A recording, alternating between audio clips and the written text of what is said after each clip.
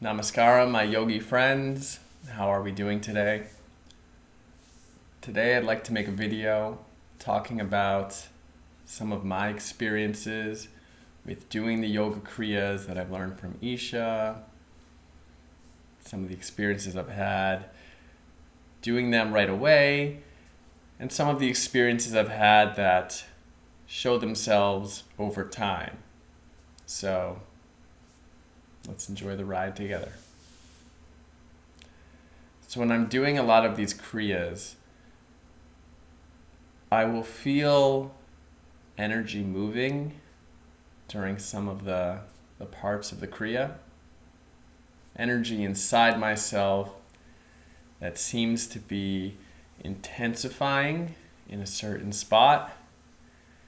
And when I really focus on that spot in trying to move that energy, I can move it higher within myself, and that creates,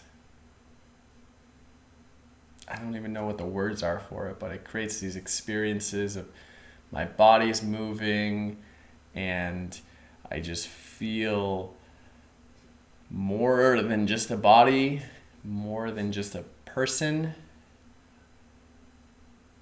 It can be intense, but I never feel overwhelmed by it. I feel like I want to feed into it and I want to embrace it and I want to welcome it. This usually happens during the Shambhavi Mahamudra. I find the Shambhavi Mahamudra, if you really give that one your all, you will feel the energy moving a lot more.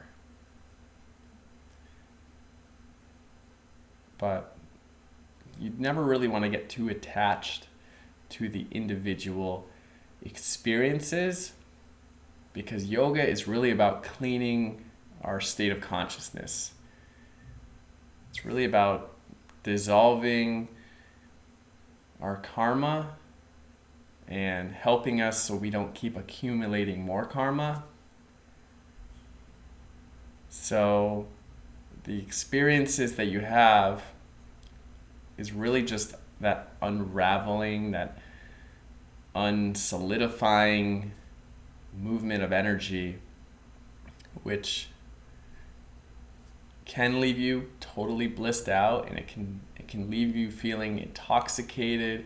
It can leave you feeling states of joy that you might not have felt before, or you might have felt long ago when we were kids and we were a lot purer. So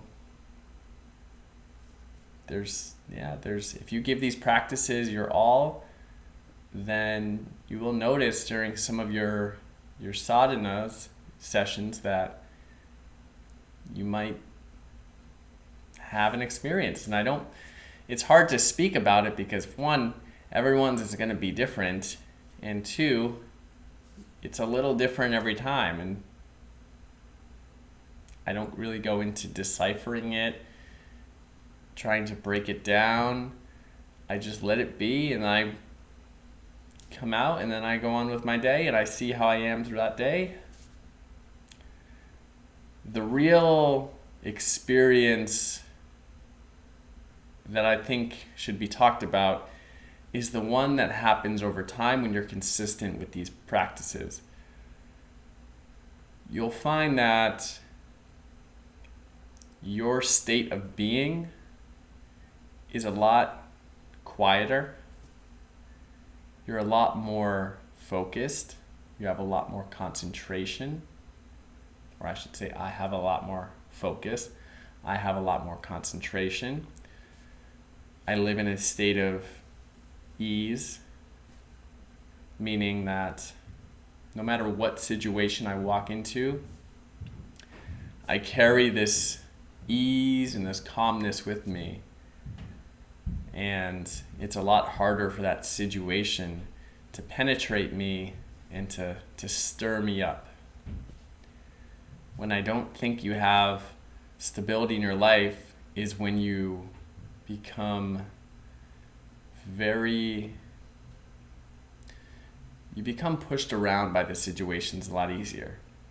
So if you go into an adverse situation, then you're going to find that that situation enters you and you start becoming very reactive to that situation. So if people are arguing and, getting stressed out in front of you, you will start to take on those same emotions, and now you've been poisoned by that situation. Whereas when you have the stability that yoga brings you and meditation brings you and nurturing yourself on a day-to-day, then these situations are apart from you. There's a space between you and the situation where you can watch, but you're not being bombarded by that energy. Your energy is protecting you. It's like a force field around you, this bubble that lives around you. And you just get to be in that bubble and enjoy it and go in any situation and be okay. And I think that's what Sadhguru means by, as you do these kriyas, your energy field starts to expand and people can feel it without you saying anything. You just being around them, they get kind of sucked into it. And as long as you have good energy and it's peaceful, calm, joyful, exuberant, any positive state of being, then you're good for the world. And I think that's what we're all trying to do, is we're trying to be good in ourselves so then we can be good for the world. And if we get enough people to join on that same path, then we'll transform this planet. And it'll be an amazing place to live.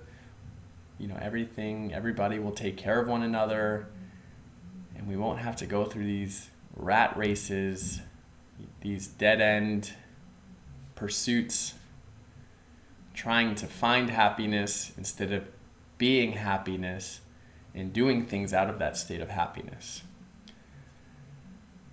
So I can keep rambling, but I think I'll cut the video here.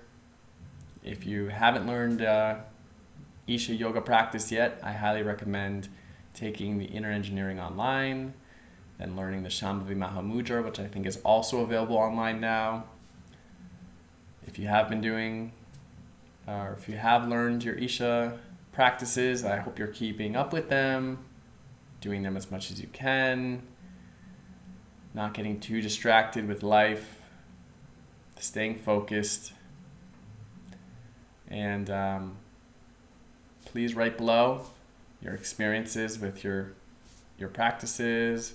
If you want me to talk about another topic, anything in particular, like, comment, subscribe. It helps me out, encourages me to keep making these videos.